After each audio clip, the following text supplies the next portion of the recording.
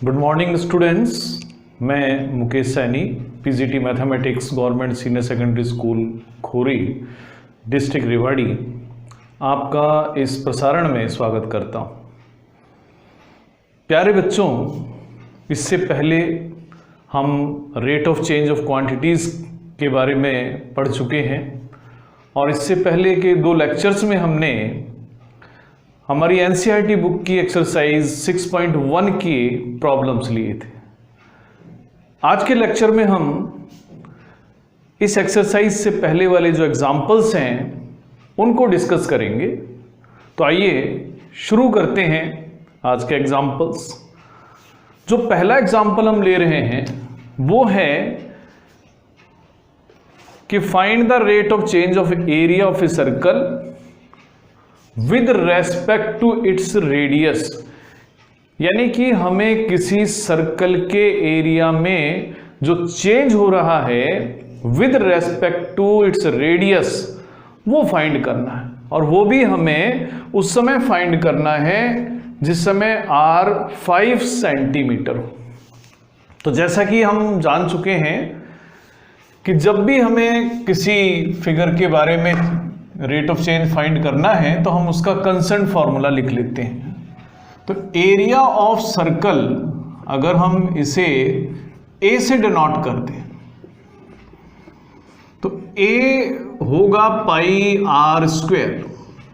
अब हमें rate of change of area find करना है और with respect to radius find करना है, यानी dA और dr फाइंड करना है। तो इस इक्वेशन को हम डिफरेंशिएट कर देते हैं विद रेस्पेक्ट टू r।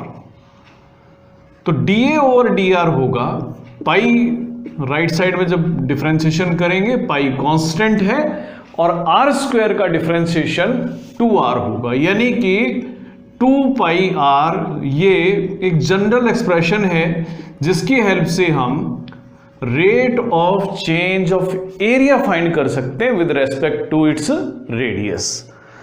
अब हमें एक और बात पूछी गई है कि dA और dr कितना होगा जिस समय रेडियस 5 सेंटीमीटर है। तो अब हम पर्टिकुलरली जब रेडियस 5 सेंटीमीटर है उस केस में rate of change of area find करेंगे। तो dA और dr इस समय होगा, हमें सिर्फ r की जगह 5 यूज करना है, तो 2 पाई इंटू 5 यानी कि 10 पाई। तो ये है rate of change of area with respect to its radius. अब अगला जो एग्जाम्पल हम ले रहे हैं वो दूसरा एग्जाम्पल है, और एग्जाम्पल है कि volume of A cube is increasing at a rate of 9 cubic centimeter per second। अब हमसे आगे पूछा गया है कि how fast is surface area increasing when the length of the edge of the cube is 10 centimetre. यानी कि question में एक क्यूब लिया गया और उस क्यूब की वॉल्यूम में चेंज हो रहा है, और वॉल्यूम में चेंज हो रहा है तो आप जान सकते हैं कि उसके एज में भी चेंज होगा, सरफेस एरिया में भी चेंज होगा। तो सपोज कर लेते हैं कि जो लेंथ ऑफ एज है क्यूब की वो x सेंटीमीटर है। तो दूसरा एग्जाम्पल है हमारा कि लेट लेंथ ऑफ या edge of cube be x centimetre.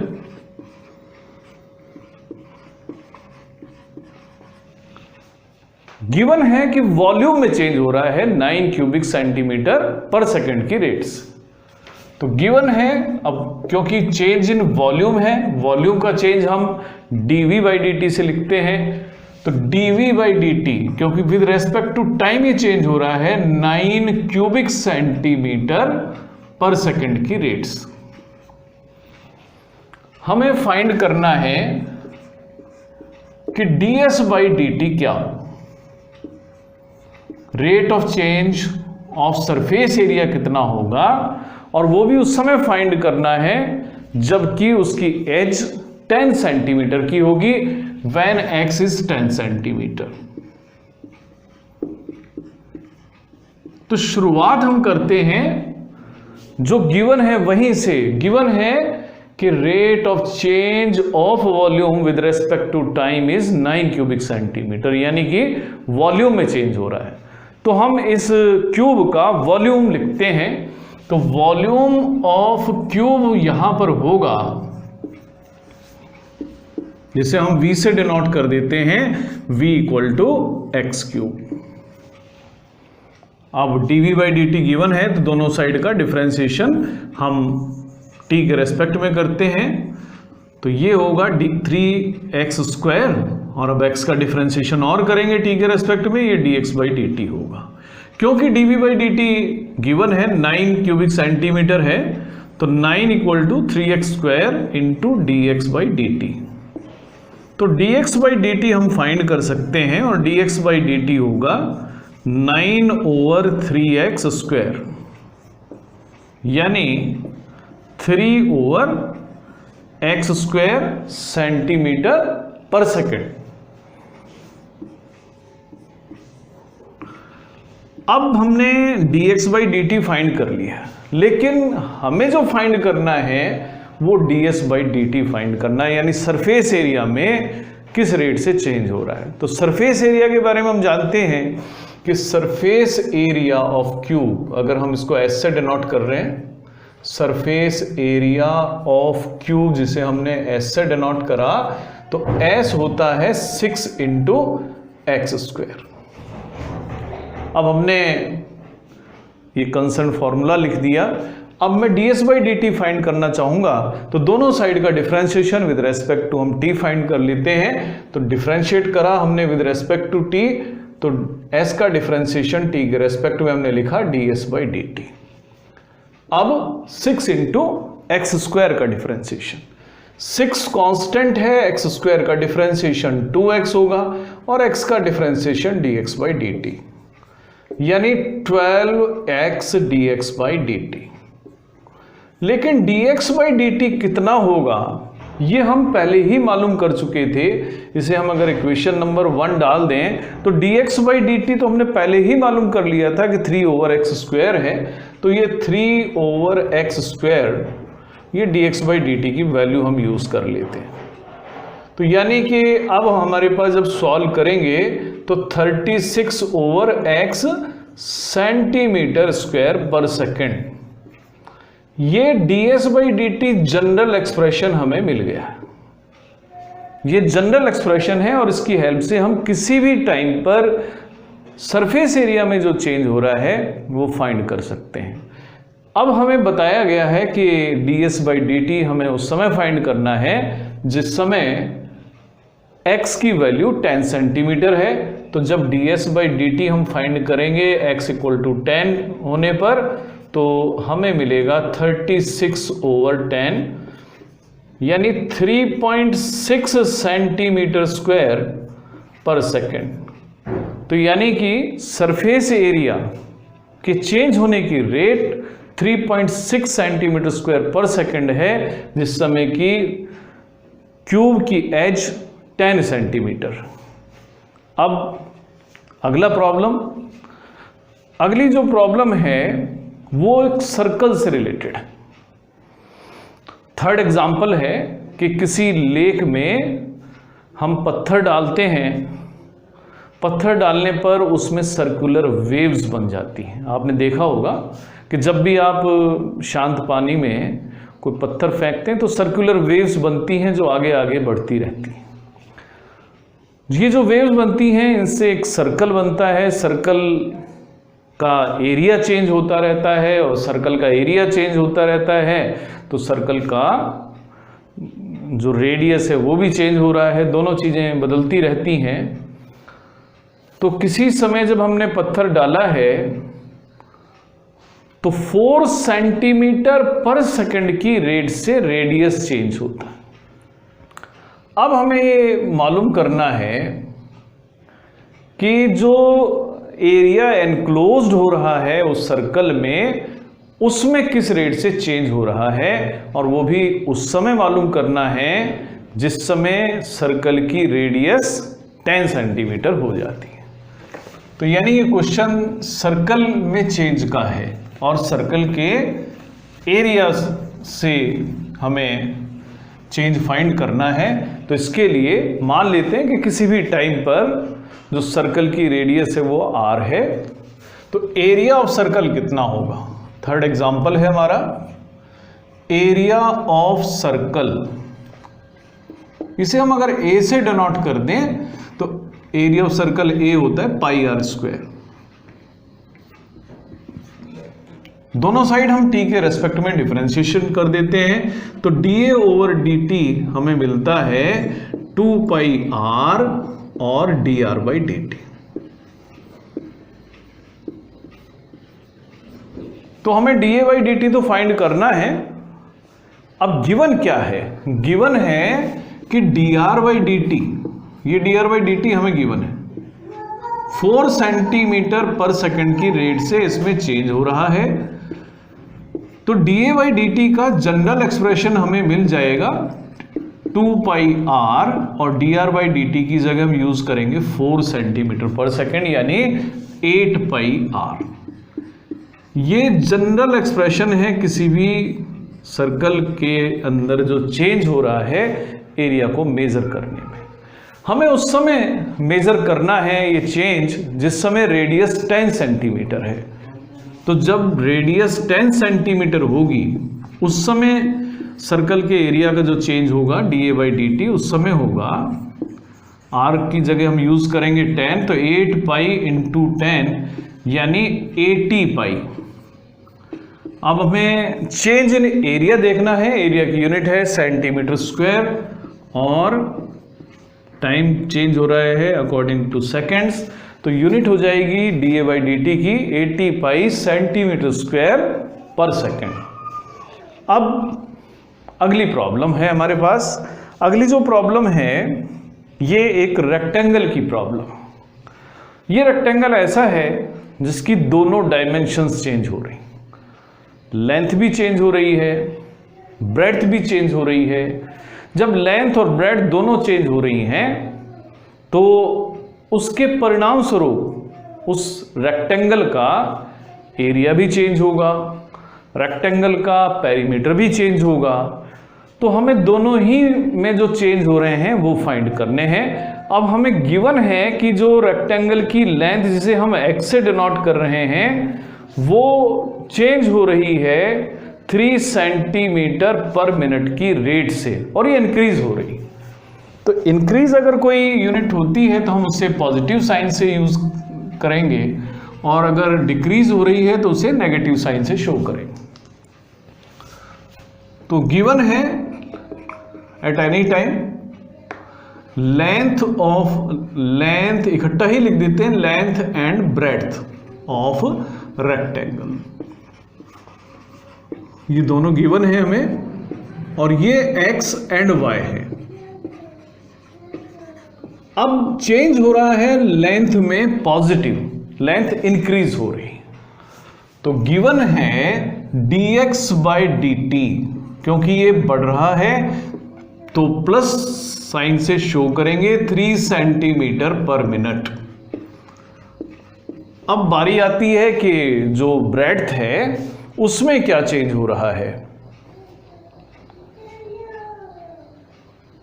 Sorry, जो लेंथ है वो डिक्रीज हो रहा है, तो डिक्रीज हो रहा है तो उसे हम नेगेटिव साइन से शो कर दें, और जो ब्रेड्थ है वो इंक्रीज हो रहा है और ब्रेड्थ इंक्रीज हो रहा है 2 सेंटीमीटर पर मिनट की रेट से।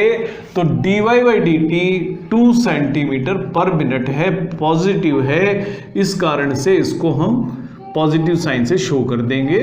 अब इसमें दो क्वेश्चन हमसे पूछे गए हैं। अब पहला जो प्रॉब्लम है, जो पहली पार्ट है इस प्रॉब्लम का, वो पूछा गया है कि इसकी पेरीमीटर में किस रेट से चेंज हो रहा है। तो पेरीमीटर हम जानते हैं, पेरीमीटर ऑफ रेक्टेंगल।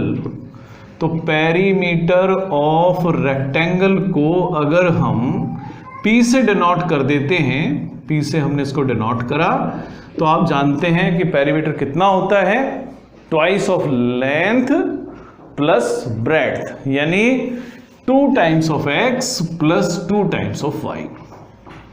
अब हमें चेंज देखना है पेरीमीटर में। अब पेरीमीटर में चेंज देखना है तो dp ओवर dt फाइंड करना पड़ेगा, यानी दोनों साइड्स को x के t के रेस्पेक्ट में हमें डिफरेंशिएट करना पड़ेगा। x का डिफरेंशिएशन t के रेस्पेक्ट में होगा dx बाई dt, इसी तरह से y का डेरिवेटिव t के रेस्पेक्ट में dy बाई dt हो गया। dx बाई dt और dy बाई dt दोनों हमारे लिए नॉन है, और dx बाई dt है -3 सेंटीमीटर पर मिनट और dy बाई dt है 2 सेंटीमीटर पर मिनट, यानी -6 प्लस 2, यानी कि -6 प्लस 4 यानी -2 centimetre per minute. Negative sign ये शो करता है कि जो पेरीमीटर है वो डिक्रीज हो रहा है। तो हम लिख सकते हैं कि पेरीमीटर इज डिक्रीजिंग, और डिक्रीज होने की रेट क्या है, 2 centimetre per minute, decreasing at the rate of 2 centimetre per minute. आप ये देख सकते हैं कि जब हमने वर्ड्स में लिखा है तो कहीं नेगेटिव साइन का यूज नहीं करा। जब हमने मैथमेटिकली लिखा था तो हमने लिखा था माइनस, लेकिन जब वर्ड्स में हमने लिखा तो यहां हमने एक वर्ड यूज करा डिक्रीजिंग। और डिक्रीजिंग का मतलब ही है कि साइन अगर मैथमेटिक्स के अकॉर्डेंस में लगाया जाता तो माइनस लगाया जाता।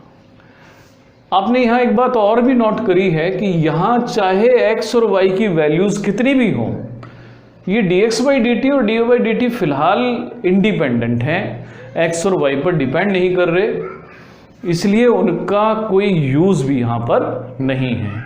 अब दूसरा जो पार्ट है उसमें पूछा गया है कि एरिया में किस रेट से चेंज हो रहा है, और वो भी उस समय जबकि x 10 है और y 6 है। तो इसके लिए अब हमें एरिया ऑफ रेक्टेंगल लिखना पड़ेगा। Area of rectangle, area of rectangle का हम सिंबल भी चेंज करते हैं, ए लिखते हैं, और आप जानते हैं area of rectangle x into y होगा। अब एक बार फिर हमें t के रेस्पेक्ट में डिफरेंशिएशन करना होगा। तो dA ओवर dt डिफरेंशिएशन हुआ लेफ्ट साइड में। अब x और y दोनों वेरिएबल्स हैं, यहां पर प्रोडक्ट रूल का यूज करते हैं। x को एज इट इज रखते हुए y का derivative dy by dt find करते हैं, फिर y एज इट इज रखते हैं और x का derivative dx by dt find कर लेते हैं। dy बाई dt और dx बाई dt दोनों वही रखने हैं, उसी क्वेश्चन के पार्ट हैं। अब हमें x 10 यूज करना है और y 6। dy बाई dt की वैल्यू है 2, y हमें 6 यूज करना है और dx बाई dt है -3। सॉल्व कर लेंगे तो 20 माइनस 18 यानी 2 सेंटीमीटर स्क्वायर पर मिनट, ये rate of change of area है। यानी एरिया में जो चेंज हो रहा है वो है 2 सेंटीमीटर स्क्वायर पर मिनट। आपने देखा कि एरिया में जो चेंज है उसका साइन पॉजिटिव है, और पॉजिटिव साइन इस बात का इंडिकेटर है कि इस रेक्टेंगल का एरिया बढ़ता जा रहा है। तो एरिया इंक्रीज हो रहा है 2 सेंटीमीटर स्क्वायर पर मिनट की रेट से। अगले 2 क्वेश्चंस लगभग एक ही जैसे हैं। पहले हम क्वेश्चन नंबर 5 ले लेते हैं। क्वेश्चन है कि total cost in rupees associated with the production of x units of an item is given by a function। किसी कंपनी में जब x आइटम्स प्रोड्यूस किए जाते हैं तो x आइटम्स को प्रोड्यूस करने की जो कॉस्ट है उसका एक फंक्शन हमें गिवन है। अब इस फंक्शन की हेल्प से हमें मार्जिनल कॉस्ट फाइंड करनी है। मार्जिनल कॉस्ट के लिए आप याद रखें कि जब हमें कॉस्ट फंक्शन दिया हुआ हो और मार्जिनल कॉस्ट फाइंड करनी है तो उस कॉस्ट फंक्शन का आपको डेरिवेटिव फाइंड कर लेना है। तो अगला प्रॉब्लम हम लिखते हैं, 5th एग्जाम्पल है। तो कॉस्ट फंक्शन है वो गिवन है 0.005x cube minus 0.02x square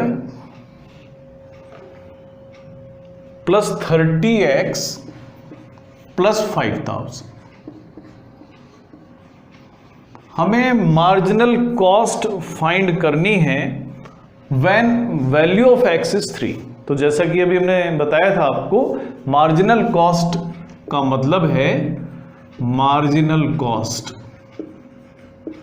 जिसे हम कहेंगे dc/dx। कितना होगा, हम इसका डेरिवेटिव फाइंड करते हैं। 0.005 को हम 5/000 x क्यूब लिखते हैं। इसी तरह से माइनस पॉइंट्स हम हटा लेते हैं तो 2/,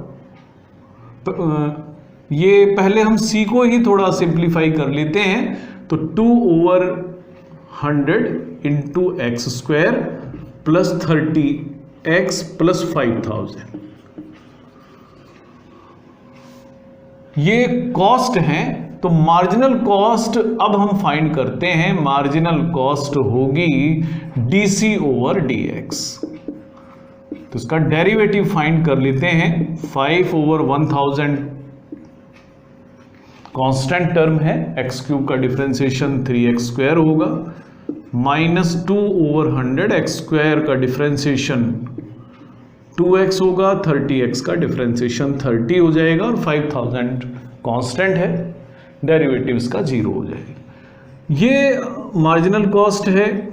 अब हमें मार्जिनल कॉस्ट उस समय फाइंड करनी है जब हम x की वैल्यू 3 लें। तो ये होगा 15/1000। अब x की जगह हमें यूज करना है 3, तो 3 स्क्वायर माइनस 4/100 पहले ही गिवन है। x की जगह हमें यूज करना है 12 प्लस 30। तो 15/1000 प्लस 9 माइनस 48/100 प्लस 30, 225/1000 हमें मिल जाएगा, माइनस 48/100 प्लस 30। अब आप इसको सॉल्व करके 0.225 माइनस 0.48 प्लस 30, बस अब आप इसको कैलकुलेट कर लें और आपको मार्जिनल कॉस्ट उस समय मिल जाएगी जिस समय x की वैल्यू 3। इसी तरह से एक और प्रॉब्लम जो 6th एग्जाम्पल है, वहां पर भी हमें एक फंक्शन दिया हुआ है। 6th एग्जाम्पल है कि total revenue in rupees received from sale of x items is given by 3x square plus 36x plus 5। ये रेवेन्यू फंक्शन है, यानी कि जब हम x आइटम्स को सेल करते हैं तो कितना रेवेन्यू हमें मिलता है वो फंक्शन गिवन है। तो Rx है 3x square plus 36x plus 5। यहां पर भी हमें मार्जिनल रेवेन्यू फाइंड करना है और मार्जिनल रेवेन्यू हमें फाइंड करना है और उस समय फाइंड करना है when x is 5। तो मार्जिनल रेवेन्यू फाइंड करने के लिए भी यही करना है, हमें dr/dx फाइंड करना है।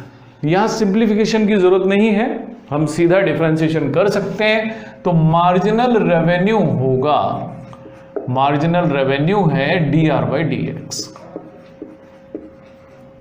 और dr/dx है 6x प्लस 36। लेकिन dr/dx तो उस समय फाइंड करना है जिस समय x की वैल्यू 5। 6 इंटू 5 प्लस 36 यानी 30 प्लस 36 जो कि 66 हमें मिल जाता है। तो ये मार्जिनल रेवेन्यू। तो प्यारे बच्चों, हम rate of change of quantities के क्वेश्चंस और एग्जांपल्स पूरे कर चुके हैं। आपको इसी से संबंधित कुछ प्रॉब्लम्स हमारी मिसलेनियस एक्सरसाइज में भी मिलेंगी, कुछ हमारे बोर्ड के जो पुराने क्वेश्चन पेपर्स हैं वहाँ से भी आप इन क्वेश्चंस को ले सकते हैं। आपके पास और भी बहुत सारी बुक्स हैं, उनसे भी आप rate of change of quantities के क्वेश्चंस को करके देखें। आज के लिए इतना ही, धन्यवाद।